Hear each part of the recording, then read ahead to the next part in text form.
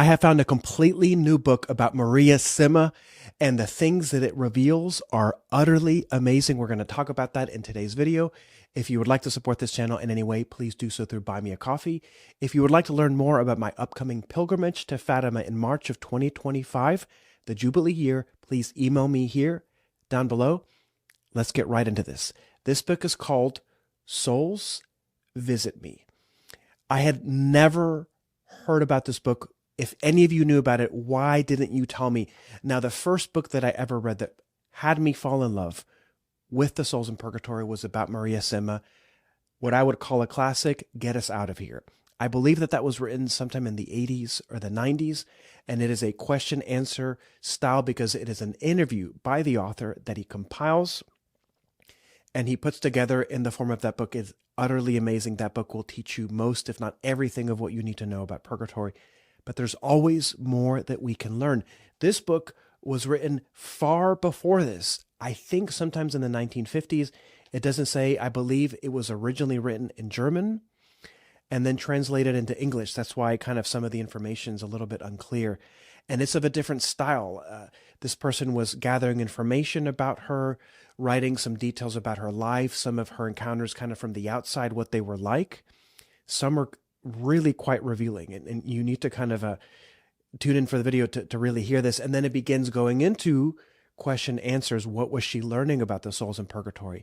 We can learn amazing things, and it can also make you think twice about helping them, although we never should stop helping them.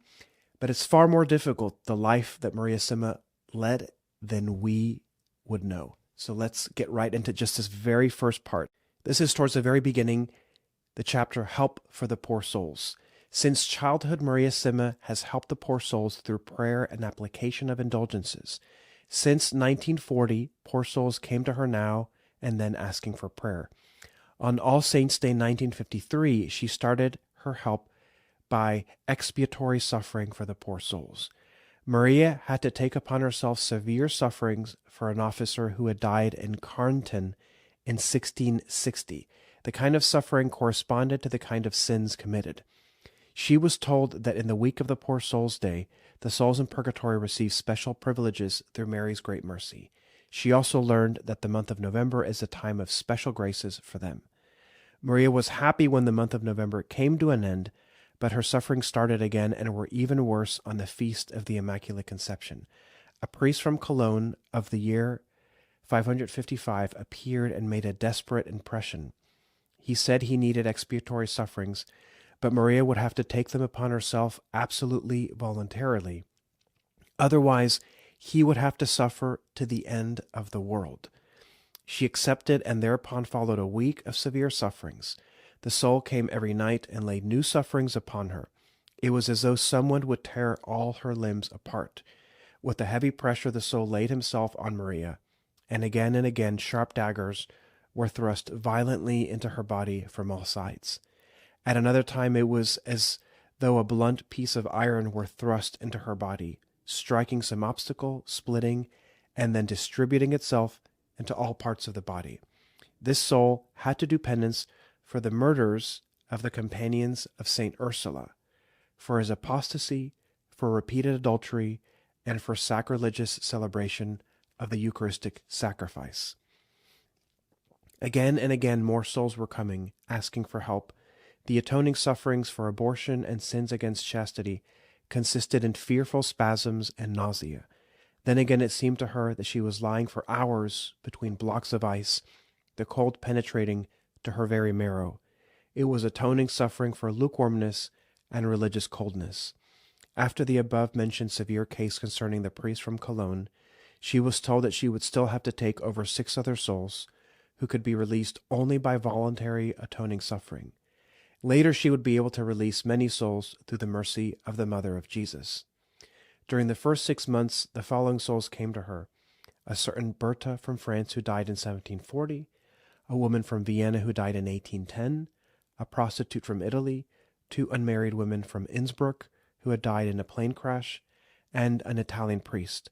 There also came others who could be helped by lighter sufferings and prayer. Maria Simma took upon herself all these sacrifices, no matter how difficult it was at times. Yes, naturally, often she would not have been able to endure it. The book goes on to give significantly just amazing detail about the types of sufferings that she would have to endure. This is a lot more similar to the book My Conversation with the Poor Souls by Princess Eugenie von der Leyen. Now, you get none of this information from the book Get Us Out of Here. You just get the things that she learned from the souls in purgatory.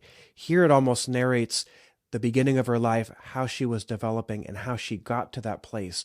So in a sense, this is a book that we should read first chronologically and then continue with Get Us Out of Here, because that's essentially the fruit of all these many years when she was an older woman.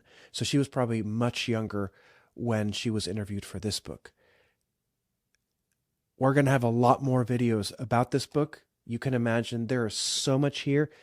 Buy it yourself. It was like about $9 or $10. Souls Visit Me by Maria Simma. It's easy to find once you know its title.